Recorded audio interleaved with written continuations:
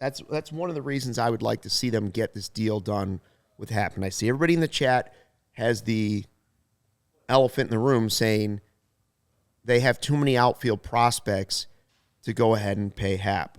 But again, in a perfect world, you can sign Ian Happ and let the prospects force him off your team. Yeah. And then he becomes a chip for which you can get more prospects back and continue to feed the system. I agree. You don't have to have one or the other. It doesn't, everything we talk about doesn't have to be green light, red light. There can be gray, there can be yellow. You can have both. Just because you sign Ian Happ to a 5-year deal doesn't mean you have to play Ian Happ for 5 years at Wrigley Field. And if you can get a prospect to force him out, great. The alternative can be true too. You don't know what you have necessarily in the prospects. You hope that Brennan Davis and these guys, you hope that Canario can bounce back from the injury. You hope that Owen Casey and PC and all these guys, Alcantara. I understand it, all outfielders. But remember, everybody on a roster right now, whether you're in the minor league system, wherever you are in a franchise, it's the cold, hard truth. You're a chip. You're a chip on the board or you're a card in their hand. Mm-hmm. And yes, certain ones have more value, but just because you have great prospects and they will be cheaper for a while doesn't mean that if Ian Happ were to do it for 4 years, you wouldn't say, you know what, I can hold on to Happ, could be the other play, and now you can move one of those prize prospects to go out and get the frontline starter that you needed. Yeah. It's not every guy that we talk about, and when we talk to, the prospect guys, Zumac, whoever, Brian Smith, whoever it might be, not all of them are going to end up on the Cubs. Yeah. In 15, did a lot of them make it? Yeah. It did. 15 and 16, it worked out that way. But there were still guys that didn't. Gleyber Torres still was used as a chip to go get you Chapman. Right? Like, that's that's the truth. Yeah. Eloy Jimenez was used to try and go get you. Didn't turn out to be the right guy, but they were still used as chips. So which guys have they identified as possible chips?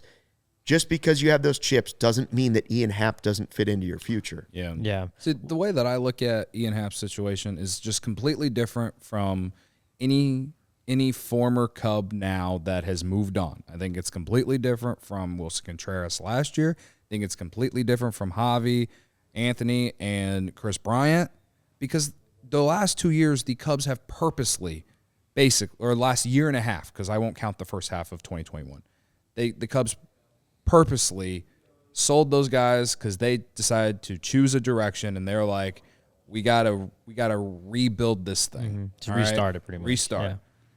Yeah.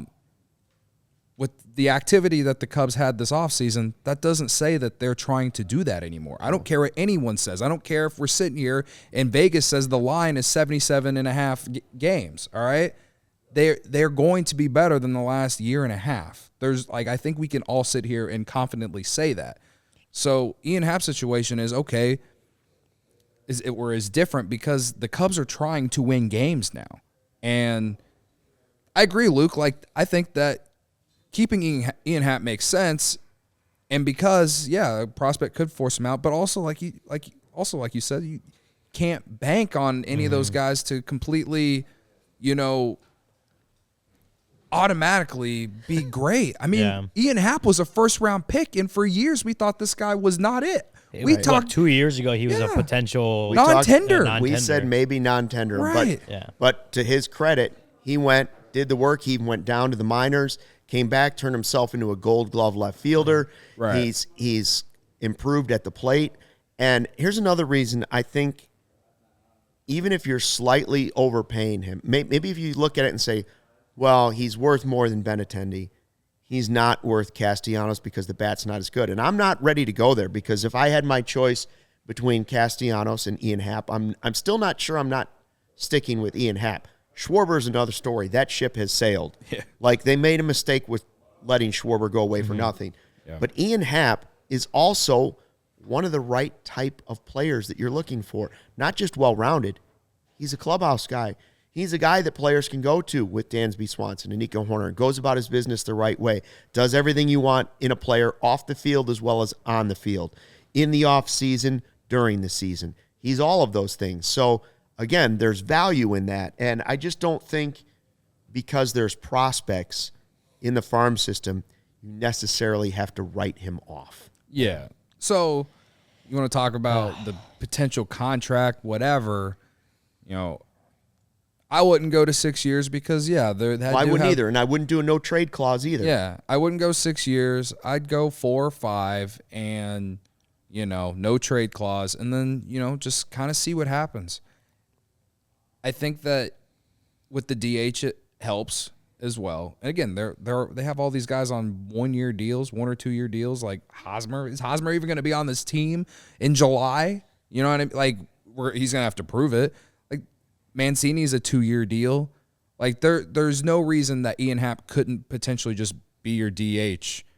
That way they can get at bats for these prospects once they're ready.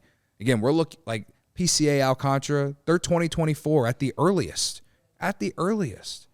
Canario, if Canario was healthy and was blowing our mind in the spring, I might think differently.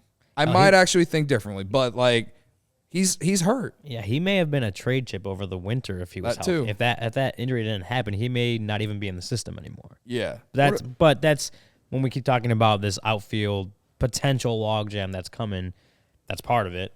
I always come fair? back. What's fair? 4 for 80? Well, and I'm still trying. I think I'm looking at the thing, and I'm looking at, and it seems like they're talking about getting an extension done now and including this year and that 6 years. So then you'd be willing to do 5. So if you did if you did 5, like on top, like you get your 1 for 10.85 this year, you get another 5, so that'd be about 90 or 89 million, whatever that is. Right. If I'm the Cubs, I'd probably do that. 5 for 90. I'd probably do that again, but it goes back to my point earlier that it's not like the biggest free agent contract out there. Like it's for a guy that you hope, just to say 3 years from now, if he's still performing at all-star Gold Glove type level, but it gets to the point where you may need to trade him, again, that's not an untradeable contract. No. That's not an untradeable contract. The AAV's not that high. I think that's about 18 million, something like that. So it's not terrible. The luxury tax threshold or competitive balance tax threshold is going to continue to rise over the next few years, so that number will shrink in comparison to what they can pay overall.